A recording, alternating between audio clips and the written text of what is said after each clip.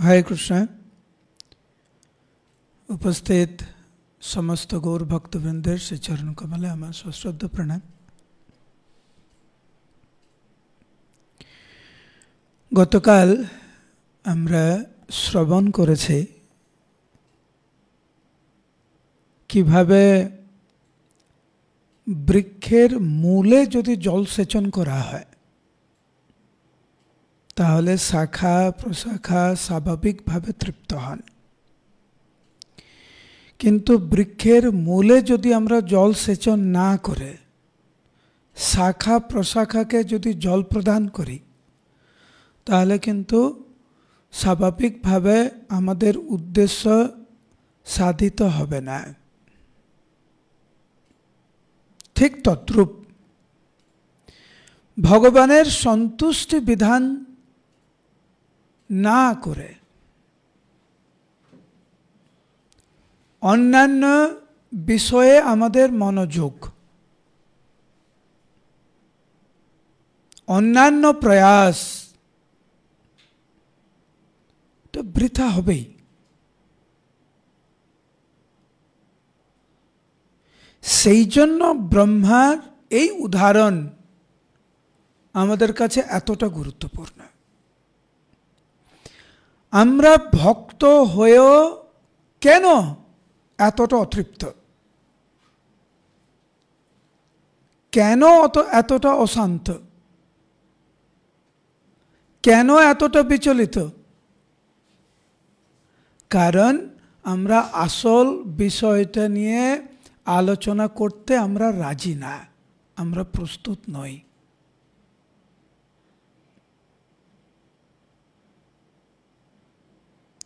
সময়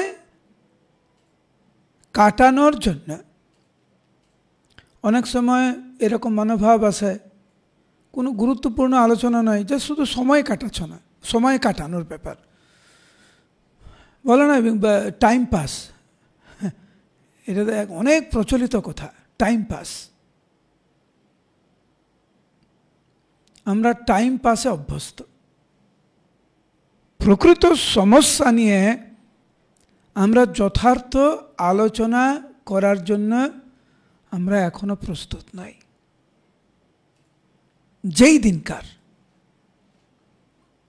আমরা সিদ্ধান্ত নেব যে না, আমরা প্রকৃত অর্থে সমস্যার সমাধান করতে আমরা চাই,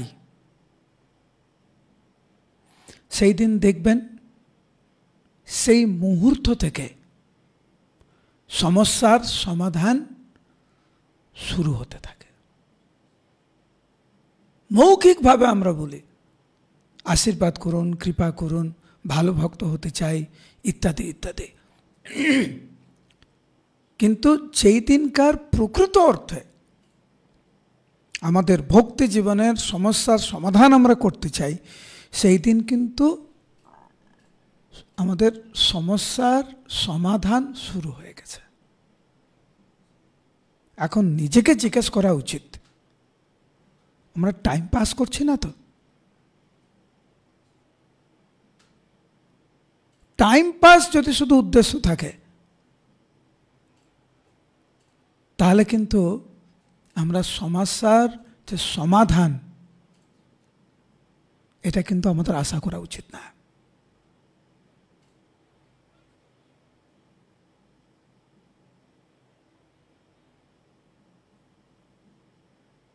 সেই জন্য নিজেকে জিজ্ঞেস করা দরকার,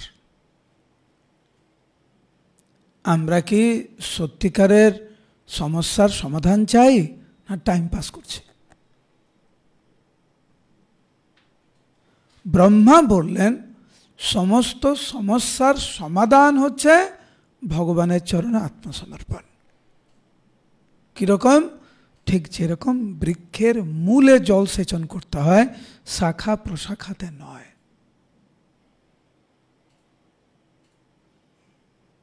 আমরা ভগবানকে বাদ দিয়ে অন্য কিছু করার চেষ্টা করছি না তো?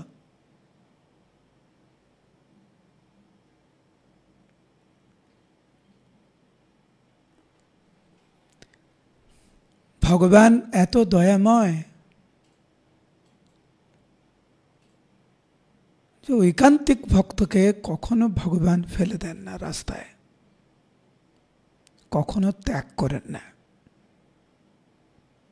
মত্তহা স্মৃতির জ্ঞানম অপোহনম চ দদামি বুদ্ধিযোগম তম येन माम उपयन्ति ते। যে যথা মাম প্রপদ্যন্তে তম তথৈব ভজাম্যহম। যেহেতু আমরা টাইম পাস করছি, সেরকম ফল পাচ্ছি আমরা।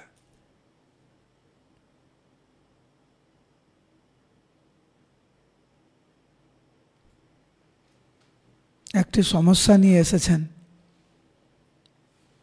দেবাদিদেব, মহাদেব, ব্রহ্মা, সমস্ত দেবতাগণ ভগবানের কাছে, কারণ ওনারা প্রকৃত অর্থে সেই সমস্যার সমাধান করতে চেয়েছেন। সঠিক জায়গায় এসেছেন সমস্ত দেবতারা। আজকের আমরা শ্রীমদ্ ভাগবতের অষ্টম স্কন্ধের ষষ্ঠ অধ্যায় থেকে আমরা শুরু করব। অধ্যায়ের নাম খুব অদ্ভুত।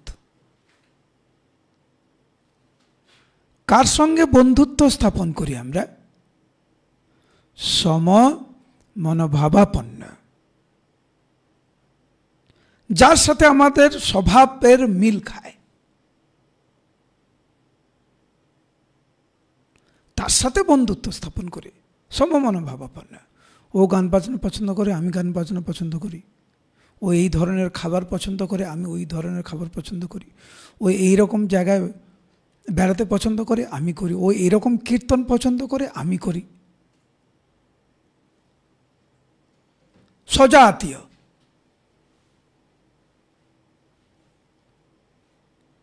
কিন্তু এই অধ্যায়ের নামই হচ্ছে দেবতা ও অসুরদের সন্ধি। আমরা এতদিন ধরে যেরকম ভেবে এসেছি তার পুরো বিপরীত।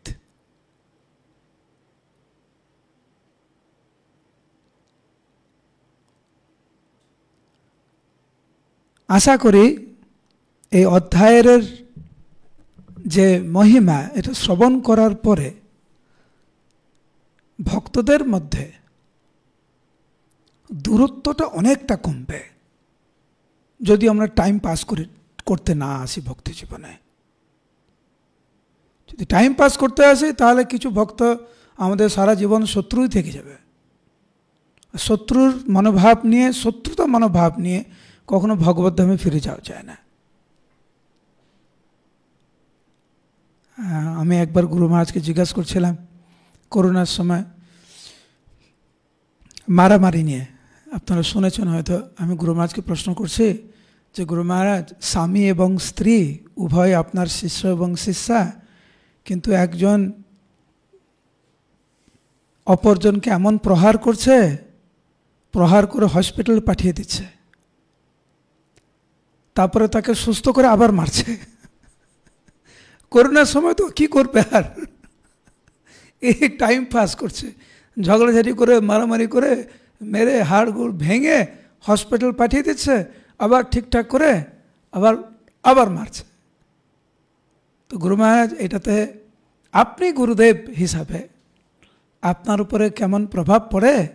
আমার প্রশ্ন ছিল, এটা কি বৈষ্ণব অপরাধ আর এরা ভগবত ধামে যাবে কিনা, এরকম আমার প্রশ্ন ছিল। আমার ঠিক মনে নেই, বাট এরকম একটা মনোভাব নিয়ে আমি প্রশ্ন করেছিলাম। কারণ করোনার সময় এরকম অনেক কাহিনী আমার কাছে আসছিল। আমি আর কি সমাধান দেব? আমি বললাম, আমি গুরুদেবকে সবার সামনেই জিজ্ঞাসা করব। গুরু মহারাজ তখন ক্লাস দিতেন, আমি ক্লাসে জিজ্ঞাসা, গুরু মহারাজ বললেন, এইরকম মনোভাব নিয়ে সে ভগবত ধামে যাবে কি করে?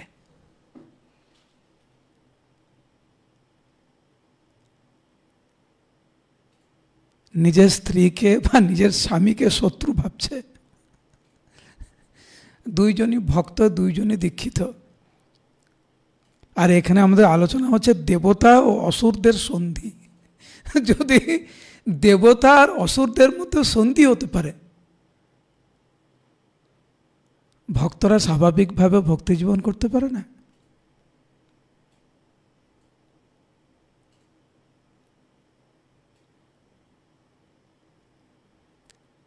এটা কি আসছে?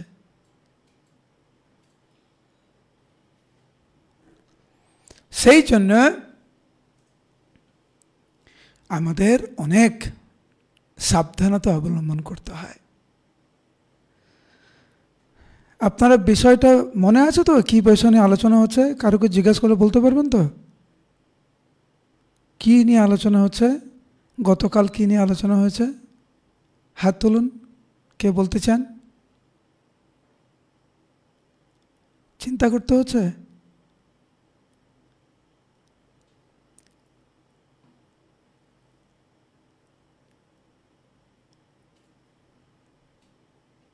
এখানে 100 জন আছে, কালকেও ক্লাসে 100 জন ছিল। জুমের কথা বলছি আমি, মাত্র 3-4 জন হাত তুলছে। এখন চিন্তা ভাবনা করে এখন মনে আসছে। সবাই হাত নামিয়ে দেন, সবাই হাত নামিয়ে দেন। আমার মাঝে মাঝে ভয় লাগে কি বলবেন। প্রসঙ্গটা ছিল যে দেবতারা অসুরদের কাছে পরাজিত। এমন পরাজিত যে কয়েকজন দেবতা প্রাণ হারিয়েছেন এবং কোনোভাবে তাদেরকে ফিরিয়ে আনা যাচ্ছে না। দেবরাজ ইন্দ্র অনেক আলোচনা করেছিলেন নিজেদের মধ্যে, কিন্তু কোনো সুরাহা মেলেনি। তারা গেছেন ব্রহ্মার কাছে। ব্রহ্মা, দেবাদিদেব, মহাদেব এবং সবাইকে নিয়ে ভগবান বিষ্ণুর কাছে এসেছেন সেতুদ্বীপে এবং তাদের সমস্যার কথা বলছেন। ভগবান কি উত্তর দেবেন? যখনই কোথাও দ্বন্দ্ব লাগে, ভগবানের পরামর্শ হচ্ছে সর্বশ্রেষ্ঠ। আমরা কার কাছে যাই? যার অনেক এক্সপিরিয়েন্স, তাই না? যিনি এই সম্বন্ধে অনেক কিছু জানেন। ভগবানের থেকে বেশি কে জানেন? তো সবাই যখন গেলেন ভগবানের কাছে, ভগবান কিভাবে উত্তর দেন এটা আমাদের জানা দরকার। আমরা বোকার মতো অনেক শ্রেণী করে নিয়েছি। এ আমার বন্ধু, এ আমার শত্রু, এ নিরপেক্ষ। আমাদের ভোটিং হয় না, যখন মিটিং হয় ভোটিং হয়, কে পক্ষে, কে বিপক্ষে, আর কে নিরপেক্ষ। এইভাবে আমরা ভক্তদেরকে ভাগ করে দিয়েছি। কিন্তু ভগবান যেইভাবে আমাদেরকে শিক্ষা দিয়েছেন কিভাবে দ্বন্দ্বের নিরসন করা যায়, এটা নিয়ে আমাদের ভাবা উচিত।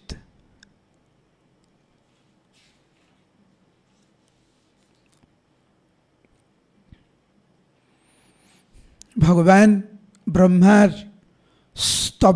স্তব এবং স্তুতিতে অনেক খুশি হলেন এবং ভগবান ওনাদের সামনে আবির্ভূত হলেন। ভগবান যখন আবির্ভূত হলেন,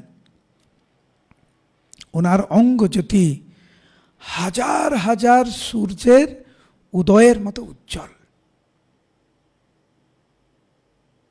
আমরা একটা সূর্যের উজ্জ্বলতা আমরা সহ্য করতে পারি না, হাজার হাজার সূর্যের উজ্জ্বলতা। এমন প্রভাব ছিল যে দেবতারা নিজেদেরকে দেখতে পাচ্ছিলেন না, প্রায় অন্ধের মতো হয়ে গেছিলেন। তো ভগবানকে কি করে দর্শন করবেন ওনারা?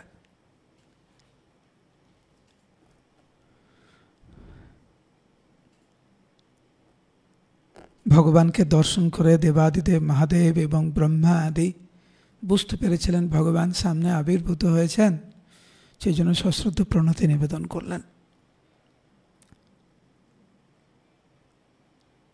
এখন আমরা শ্রীমদ্ ভাগবতের অষ্টম স্কন্ধের 6ষ্ঠ অধ্যায় 8 নম্বর শ্লোক 8। সুদর্শন প্রভু পড়ুন 8। হরে কৃষ্ণ। দণ্ডবৎ অনুবাদ। শ্রী ব্রহ্মা বললেন, আপনি যদিও অজ, তবুও অবতার রূপে আপনার আবির্ভাব এবং তিরোভাবের কখনো নিবৃত্তি হয় না। আপনি সর্বদা জড়া প্রকৃতির গুণ থেকে মুক্ত, এবং আপনি চিন্ময় আনন্দের সমুদ্র সদৃশ। আপনার সেই অচিন্ত আপনাকে আমরা আমাদের সশ্রদ্ধ প্রণতি নিবেদন করি। তো প্রভুর ভয়েসটা কেটে কেটে আসছিল, সেই জন্য আমি আবার পড়ছি। শ্রী ব্রহ্মা বললেন, আপনি যদিও অজ, তবুও অবতার রূপে আপনার আবির্ভাব এবং তিরোভাবের কখনো নিবৃত্তি হয় না। আপনি সর্বদাই জড়া প্রকৃতির গুণ থেকে মুক্ত, এবং আপনি চিন্ময় আনন্দের সমুদ্র সদৃশ। আপনার অপ্রাকৃত শাশ্বত রূপ সূক্ষ্মতম থেকে সূক্ষ্মতর। সেই অচিন্ত আপনাকে আমরা আমাদের সশ্রদ্ধ প্রণতি নিবেদন করি। তো ভগবান যখন আবির্ভূত হলেন, ব্রহ্মা সমস্ত দেবতাদের পক্ষ থেকে ভগবানকে এইভাবে উনি আরাধনা করেছিলেন, প্রণতি জ্ঞাপন করেছিলেন।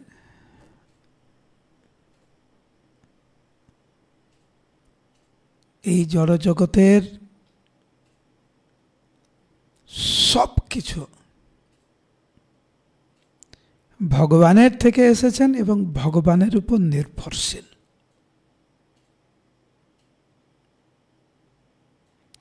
এবং অন্তিমে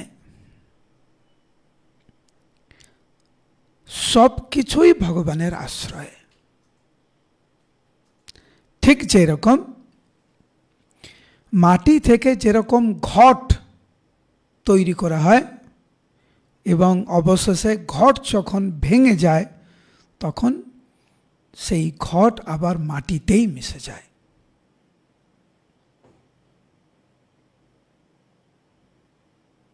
ঠিক সেই রকম সব কিছু ভগবানের উপর আশ্রয়, ভগবানের উপর নির্ভরশীল।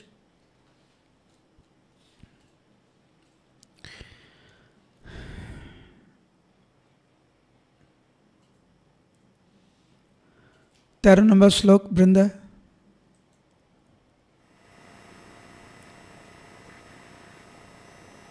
ধন্যবাদ। দাবাগ্নি পীড়িত হস্তিগণ যেমন গঙ্গার জল প্রাপ্ত হয়ে অত্যন্ত সুখী হয়, তেমনি হে পদ্মনাভ ভগবান, যেহেতু এখন আপনি আমাদের সম্মুখে আবির্ভূত হয়েছেন, তাই আমরা দিব্য আনন্দ অনুভব করছি। আমরা দীর্ঘকাল ধরে আপনার দর্শনের আকাঙ্ক্ষী ছিলাম, কিন্তু এখন আপনাকে দর্শন করে আমাদের জীবনের চরম উদ্দেশ্য সাধিত হয়েছে। ভক্তরা ভগবানকে দর্শন করার জন্য সর্বদা উদ্গ্রীব থাকে, উৎকণ্ঠায় থাকে। আর আমরা সময় নষ্ট করার জন্য উদ্গ্রীব। বিভিন্নভাবে পরিকল্পনা করি কিভাবে মানব জীবনটাকে নষ্ট করব। কিন্তু ভগবানের যারা প্রকৃত ভক্ত, তারা নিরন্তর উদ্বিগ্ন থাকে কিভাবে ভগবানের সেবায় আমাদের জীবনকে উৎসর্গ করব। আপনি নিজের জীবন নিয়ে চিন্তা করুন, আজকের, অন্যদিনও কোথাও বাদ দেন, আজকের নিয়ে ভাবুন না যে আজকের আমরা কতবার এইরকম উদ্বিগ্ন ছিলাম, ভগবানের সেবা করতে চাই, ভগবানের নাম করতে চাই, কোনো না কোনোভাবে মানব জীবন সফল করতে চাই, ভগবত ধামে ফিরে যেতে চাই, গুরুদেবের আদেশকে আমি পালন করতে চাই। এই যা কিছু বললাম, এইটা নিয়ে আমরা কতটা উদ্গ্রীব, আর কতটা উদ্গ্রীব ছিলাম কি খাবো, কার সাথে গল্প করব, কোথায় বেড়াতে যাব, কতক্ষণ ফোন দেখব, ফেসবুকে কি দেখব, কি ভিডিও দেখব, ইত্যাদি ইত্যাদি। সময় নষ্ট কি করে করব? তো যখন আমাদের পরিকল্পনা বেশিরভাগ কি করে সময় নষ্ট করব, সেখানে আমাদের জীবনে যা হচ্ছে এর থেকে ভালো কিছু কি আশা করতে পারি আমরা? কি এত ভালো আশা করতে পারি? যেখানে সারাদিন আমরা ঘুমিয়ে কাটিয়ে দিচ্ছি, সময় নষ্ট করে কাটিয়ে দিচ্ছি, আমাদের জীবনে আমরা কি এমন ভালো আশা করতে পারি?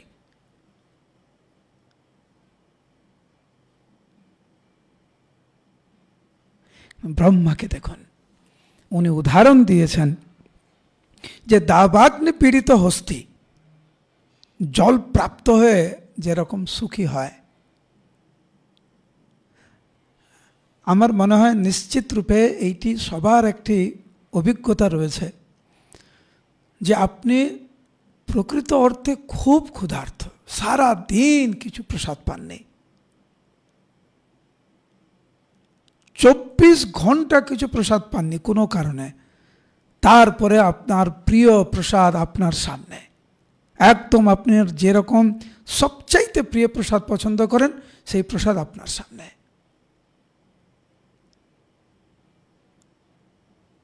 কেমন অনুভূতি? এইটা তো একটা জাগতিক উদাহরণ। এর সাথে ভগবানকে দেখার যে আনন্দ ঠিক বর্ণনা করা যায় না, কিন্তু একটা জাগতিক উদাহরণ দিলে আমরা বুঝতে পারবো যে যখন আমরা কোনো কিছু খুব আকাঙ্ক্ষা করি এবং দিনের শেষে সেইটা যখন আমরা পাই, কিরকম আনন্দ হয় আমাদের।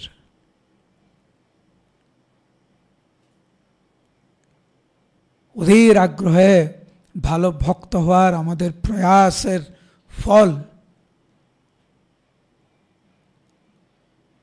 সাক্ষাৎ ভগবানকে দর্শন করা।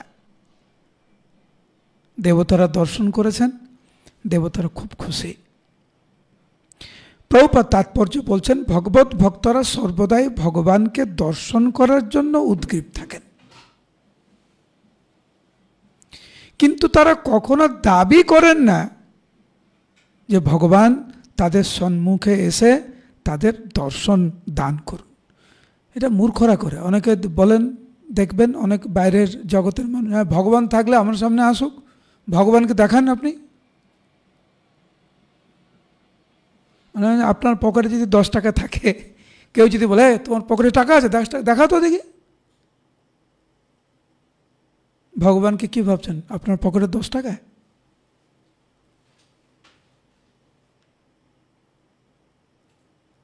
প্রভুপাদ উদাহরণ দিচ্ছেন যে ভালো ভক্ত কখনো এইভাবে দাবি করে না, কারণ শুদ্ধ ভক্তরা এই ধরনের দাবিতে ভগবত ভক্তির প্রতিকূল বলে মনে করে। এই মনোভাব হচ্ছে ভগবত ভক্তির পরিপন্থী। দাবি করা, হ্যাঁ ভগবান তুমি আমার সামনে হাজির হ। হ্যাঁ, ভগবত ভক্তির একটা স্তর আছে, প্রেম স্তর, মহাভাগবত স্তর, যেখানে সাক্ষাৎ ভগবানের সামনে কথা হয়। সেই স্তরে কখনো ভক্তরা প্রেমে বশীভূত হয়ে ভগবানের প্রেমে ভগবানকে বলেন, ভগবান তুমি এখানে আসো তো একটু। যেমন মা যশোদা, যেমন নন্দ মহারাজ কৃষ্ণ বলছে, কৃষ্ণ আমার জুতোটা নিয়ে আয় তো। সেটা আলাদা স্তর, সেটা তো আমাদের স্তর না।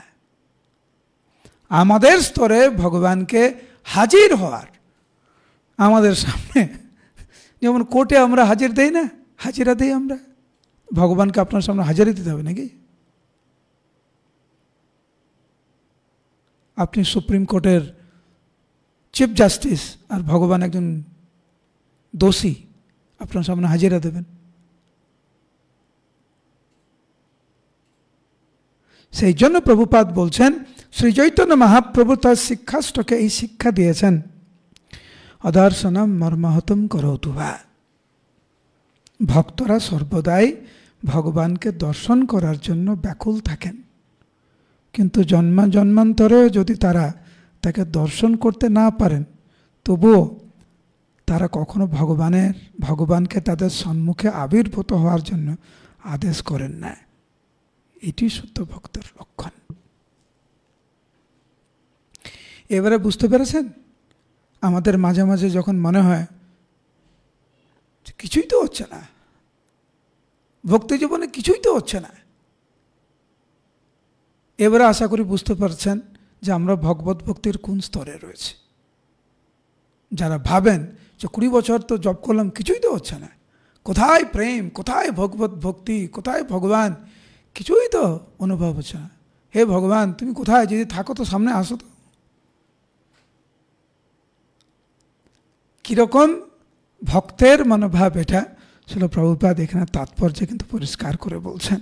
প্রভুপাদ বলছেন যে জন্ম জন্মান্তরেও যদি ভগবান দর্শন না দেন, তবুও ভক্তের কোনো অভিযোগ নাই, কোনো অভিযোগ নাই। তারা নির্দ্বিধায় নিঃশর্তে কেবল ভগবানকে ভালোবেসে যায়। এইটি হচ্ছে প্রকৃত ভালোবাসা। ভগবানকে যদি ভালোবাসতে চাই আমরা, শিল প্রভুপাদের এই তাৎপর্য আমাদেরকে শ্রবণ করতে হবে এবং উপলব্ধি করতে হবে। ভগবানের ভালো ভক্তরা কখনো এইভাবে দাবি করেন না। সেই জন্য যখন মুকুন্দকে মহাপ্রভু যখন বললেন যে 1 কোটি জন্মের পরে নিশ্চিত রূপে তোমাকে আমি দর্শন দেব, মুকুন্দ মহাপ্রভুর এই কথা শুনে পাগল হয়ে নৃত্য করছিলেন আনন্দে, যে আমি পাবো, আমি পাবো, আমি পাইব, আমি পাইব। আর আমাদের মনোভাব হচ্ছে 10 বছরে তো কিছুই হলো না, আমরা নিরুৎসাহিত হয়ে যাই।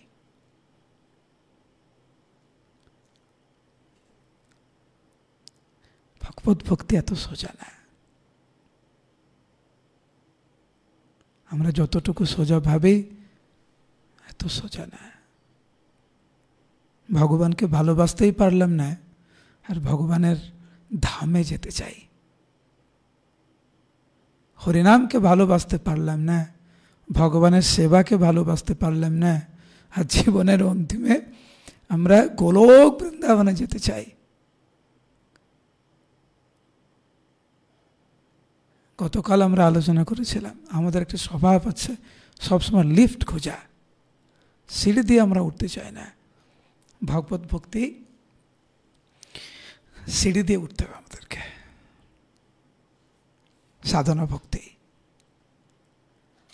যেটা সবসময় এত সহজ নয়।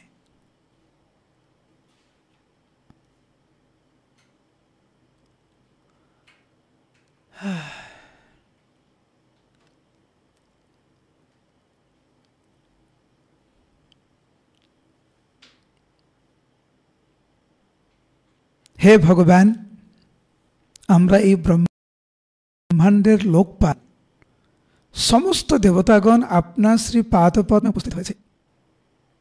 যে উদ্দেশ্য সাধনের জন্য আমরা এখানে এসেছি তা আপনি দয়া করে চিরতার্থ করুন। আপনি অন্তরে এবং বাইরে সবকিছুর সাক্ষী। আপনার অজ্ঞাত কিছুই নাই, এবং তাই আপনাকে পুনরায় বলার কোনো প্রয়োজন নাই।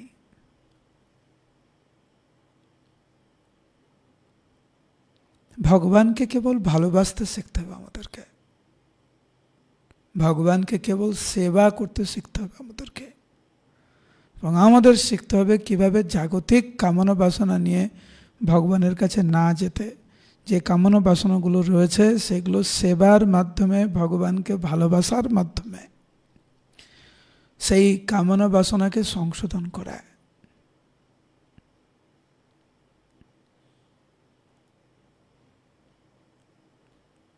ব্রহ্মা এখানে ভগবানকে বলছেন, হে প্রভু, আপনি তো সব জানেন।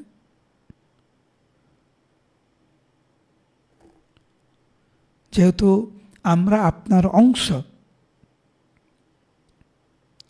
তাই আমরা আর কতটা বুঝবো কোনটা আমাদের জন্য ভালো, কোনটা আমাদের জন্য খারাপ। সেই জন্য হে প্রভু, আপনি উপযুক্ত মুক্তির উপায় আপনি বলে দেন আমাদেরকে।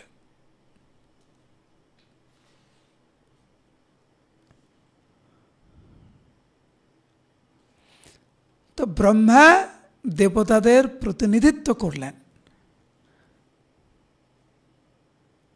একটি বিশেষ সমস্যা নিয়ে। ভগবান মনে মনে একটা লীলার কথা ভাবলেন। তো এইখানে বর্ণনা করা হয়েছে 17 নম্বর শ্লোকে, তো সমুদ্র মন্থন লীলা উপভোগ করার ইচ্ছা প্রকাশ করলেন ভগবান। সেই জন্য ভগবান তাদেরকে বললেন, এইটা মাথায় রেখে যে উনি কুর্ম অবতার রূপ ধারণ করতে চান, যে আমি যা বলছি মন দিয়ে শ্রবণ করো, তোমাদের মঙ্গল হবে। এরপরে 19 নম্বর শ্লোক, যতক্ষণ তোমাদের সমৃদ্ধি না হয় ততক্ষণ তোমরা কালের দ্বারা অনুগৃহীত দৈত্য এবং দানবদের সঙ্গে সন্ধি স্থাপন করো। এখানে অনেকে আছেন যারা চাকরিজীবী, যারা ব্যবসা করেন। অনেক সময় আমাদেরকে জিজ্ঞাসা করা হয় যে আমি ছাত্র বা ছাত্রী, আমি ব্যবসা করি, আমি চাকরি করি, বাইরের ব্যক্তিদের সাথে অনেক সময় কাটাতে হয়, কি করব?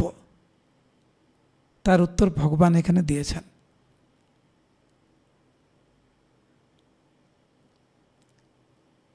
যে কিভাবে একটা সামঞ্জস্য নিয়ে আসতে হয়। কেন? কারণ সময়কে সম্মান দিতে হবে আমাদের। এখন সময়টা কি? সময়টা হচ্ছে কেউ কেউ ছাত্র বা ছাত্রী, এখন সময়টি কি? কেউ হচ্ছে ব্যবসায়ী, কেউ চাকরিজীবী। সেই জন্য যাদের সাথে আমরা পড়াশোনা করছি বা যাদের সাথে আমাদের ব্যবসা বাণিজ্য বা যেখানে আমরা চাকরি করছি, সেইখানে একটা সন্ধি স্থাপন করা উচিত। অফকোর্স যতটুকু আমরা হজম করতে পারবো, মাঝে আমাদের বেশি বেশি করে ফেলি আমরা। ভগবান বলেছেন এইভাবে চলো, আর আমরা এই সার্টিফিকেটটা নিয়ে এতটা করার চেষ্টা করি, আর আমরা ফেসে যাই। যুক্তাহার বিহারস্য যুক্ত চেষ্টস্য কর্মসু, সব কিছু একটা সামঞ্জস্য করা দরকার।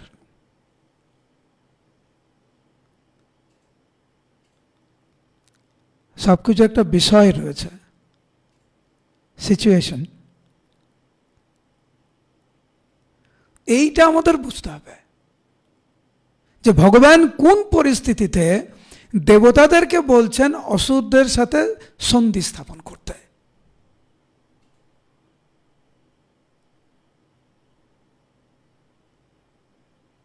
প্রভুপাদ এখানে বলছেন, এই শ্লোকের একটি শব্দের দুটি পাঠ রয়েছে,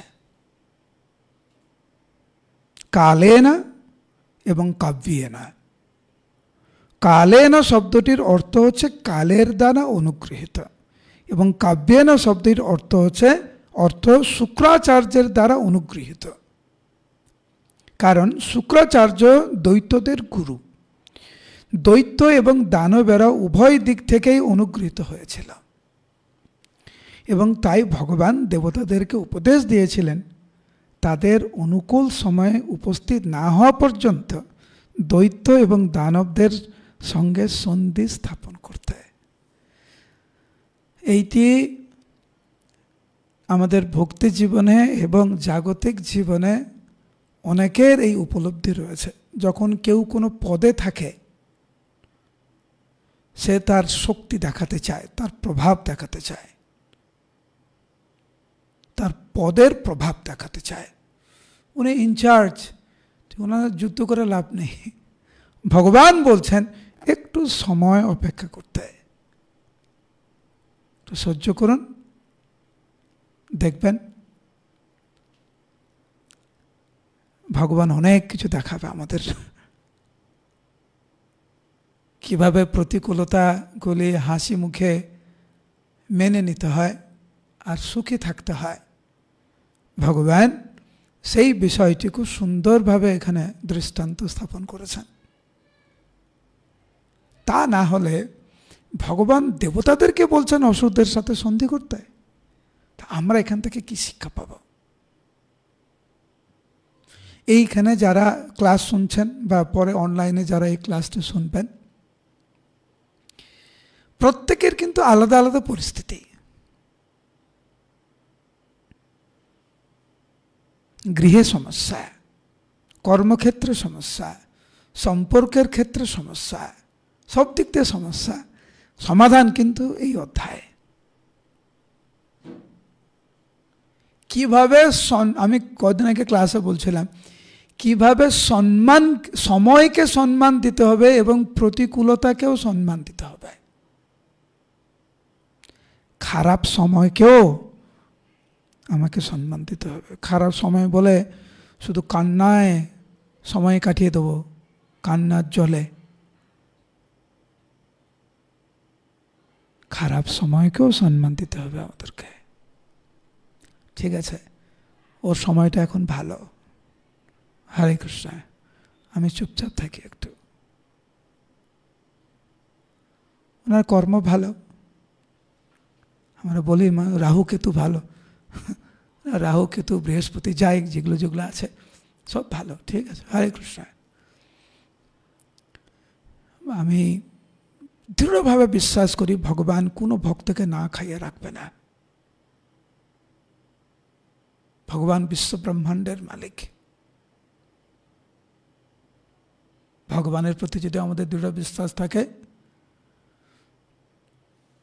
আমাদের দরকার তো অল্প, কত আর খাবো, নিরাশ হওয়ার কিছু নাই। কখনো কখনো কোনো ব্যক্তির দ্বারা আমরা কষ্ট পাই, কোনো পদের দ্বারা আমরা কষ্ট পাই, দেবতাদের দ্বারা আমরা কষ্ট পাই, অন্যান্য ব্যক্তিদের থেকে আমরা কষ্ট পাই। ভগবান বলছেন আমরা যেন সময়কে সম্মান দেই। সময়কে আমাদের সম্মান দিতে হবে। সময়কে যদি আমরা সম্মান না দেই, তাহলে সময় কিন্তু আমাদেরকে শেষ করে ফেলবে। আবার বলছি, সময়কে যদি আমরা সম্মান না দেই, সময় কিন্তু আমাদেরকে শেষ করে ফেলবে। সময়কে সম্মান দেওয়া মানে সময়ের সঠিক সদ্ব্যবহার।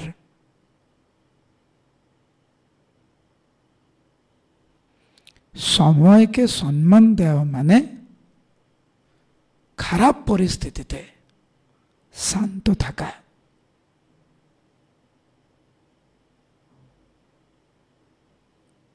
দুটি বিষয় বললাম। সময়কে সম্মান মানে সময়কে সদ্ব্যবহার করা এবং যখন আপাত দৃষ্টিতে খারাপ সময়ের মধ্যে দিয়ে আমরা যাচ্ছি তখন শান্ত থাকা, ভগবানের উপর নির্ভরশীলতা বৃদ্ধি করা, এটা গুরুত্বপূর্ণ। হে দেবতাগণ, নিজের হিত সাধন করা এতই গুরুত্বপূর্ণ, সেই জন্য শত্রুর সঙ্গেও সন্ধি স্থাপন করতে হয়। নিজের স্বার্থ সিদ্ধির জন্য সর্প মুশিক ন্যায় অনুসারে কার্য করতে হয়। আপনারা কখনো দেখেছেন দুইজন মধ্যে মনোমালিন্য, একজন চিৎকার চেঁচামেচি করেই যাচ্ছে আর একজন পুরো চুপ।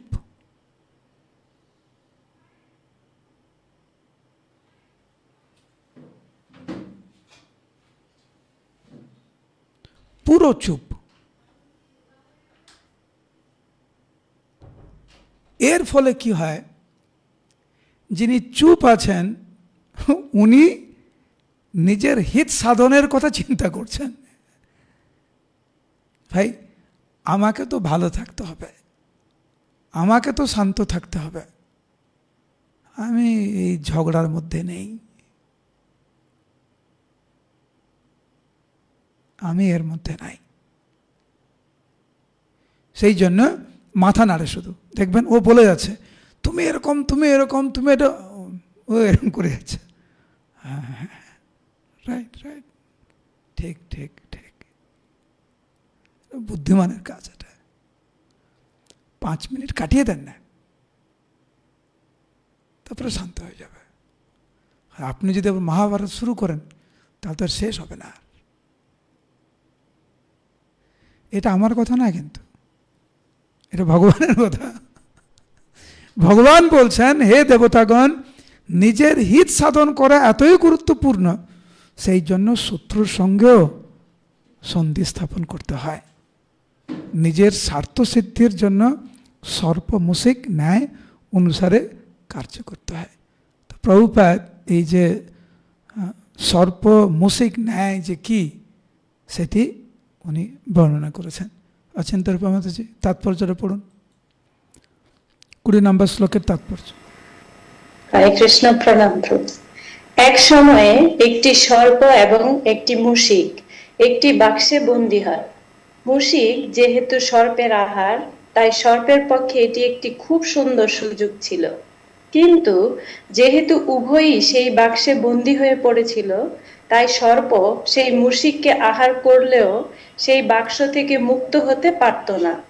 তাই সর্প মূষিকের সঙ্গে সন্ধি স্থাপন করা সমীচীন বলে মনে করে মূষিককে সেই বাক্সে একটি ছিদ্র তৈরি করতে বলে, যাতে তারা দুজনেই সেখান থেকে বেরিয়ে যেতে পারে। সর্পের অভিসন্ধি ছিল মূষিকটি ছিদ্র তৈরি করলে পর তাকে আহার করে সেই ছিদ্র দিয়ে সে বাক্স থেকে বেরিয়ে যাবে। একে বলা হয় সর্প মূষিক ন্যায়। এখন সর্প এবং মূষিক, সে বাক্সের মধ্যে যদি দুইজন ঝগড়াঝাটি করে কিছু হবে? কারোর তো লাভ নেই। কার লাভ?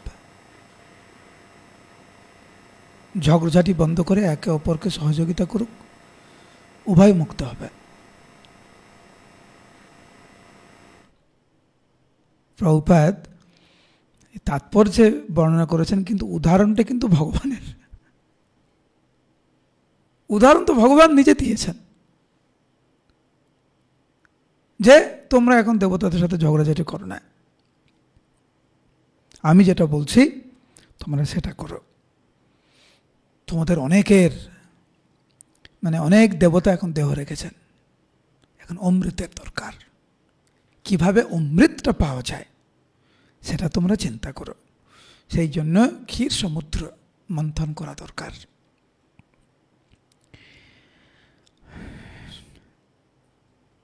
এবং তোমরা যখন সমুদ্র মন্থন করবে, তখন কিন্তু এক সময় কালকূট নামক বিষ উৎপন্ন হবে। ভয় পেও না, ক্রুদ্ধ হও না। বিভিন্ন বস্তু উৎপন্ন হবে, তার জন্য লালায়িত হও না। তো এইখানে দেখবেন 25 নম্বর শ্লোকে অনেক কিছু বর্ণনা করা। এক, কালকূট বিষ উৎপন্ন হবে, বিষকে ভয় পেতে না বলছেন। এবং সমুদ্র মন্থনের সময় অনেক ভালো ভালো জিনিস প্রকাশ পাবে, তার জন্য লোভ করতে না বলছেন, রাগ করতে না বলছেন। এই 3টে জিনিস করলে ভগবানকে প্রসন্ন করা যায়।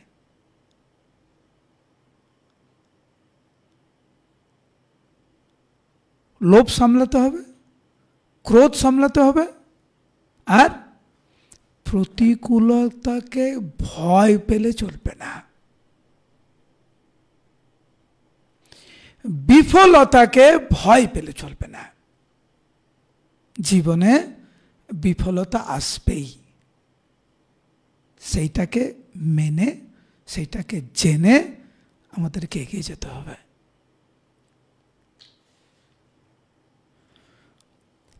আমাদের এখন একটি শব্দ খুব প্রচলিত, মোটিভেশনাল স্পিকার, তাই না? ভগবান হচ্ছেন সর্বশ্রেষ্ঠতম মোটিভেশনাল স্পিকার।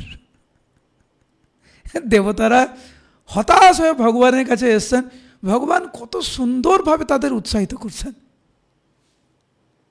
আপনারা যারা শুনছেন, আপনারা কি উৎসাহিত হচ্ছেন না? ভাই, ভক্তি জীবনে এত প্রতিকূলতা, এই বন্ধু এই শত্রু, মনের সাথে এত যুদ্ধ, কিভাবে সামলাবো? এই অধ্যায়টা পড়ুন। হি ইজ দ্য গ্রেটেস্ট, সর্বশ্রেষ্ঠতম, আমাদের পরম পিতা ভগবান। জীবকে কিভাবে উৎসাহিত করছেন উনি, আমাদের চেনা দেখা দরকার।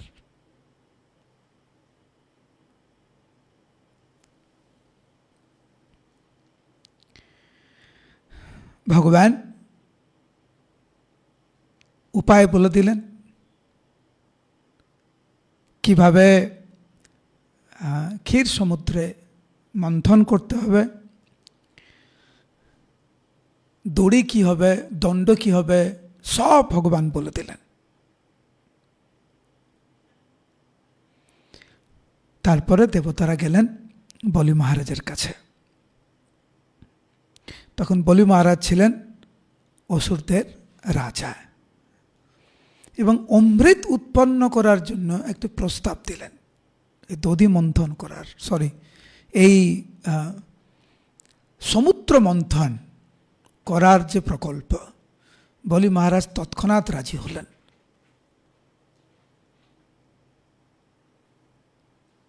এবং তারপরে উভয় দেবতারা এবং অসুরগণ মন্দর পর্বত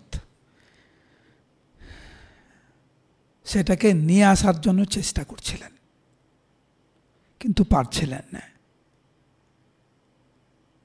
তখন ভগবান স্বয়ং সেখানে আবির্ভূত হয়ে গরুড়ের পৃষ্ঠে সে মন্দর পর্বতকে ক্ষীর সমুদ্রে উনি রাখলেন এবং গরুড় দেবকে বললেন, তুমি এক্ষুনি এখান থেকে চলে যাও। কেন? কারণ বাসুকি আসবে, যেটা দড়ি হিসাবে ব্যবহার করা হবে, আর গরুর তো সাপ খায়। ভগবান ওখানে আরেকটি যুদ্ধ চাননি। মাঝে মাঝে আমরা যুদ্ধ সামলাতে গিয়ে আরেকটা যুদ্ধ করে বসি। এটা একটা বিরাট একটা শিক্ষা ভগবানের, কিভাবে ভারত ভূমিতে মানুষ্য জন্ম হইল, যার জন্ম সার্থক করি কর পর উপকার। নিজে সুরক্ষিত থাকতে হবে, নিজে সুরক্ষিত থেকে অপরকে সাহায্য করতে হবে। এটা এক বিরাট শিক্ষা আজকের আমরা পেলাম। তো এইভাবে ভগবান করুণা করে আমাদেরকে শিক্ষা দিলেন কিভাবে বেঁচে থাকতে হয়, কিভাবে ভগবত ভক্তিতে অগ্রসর হতে হয়। এরপরেও যদি ভক্তরা জিজ্ঞাসা করেন এই অধ্যায় শোনার পরে, আমার মন ভালো না, আমি কি করব,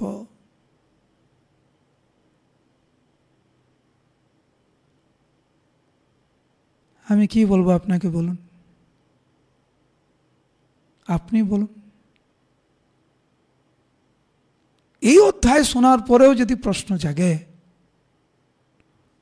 ও আমার সাথে খারাপ ব্যবহার করেছে, আমার কি করা উচিত?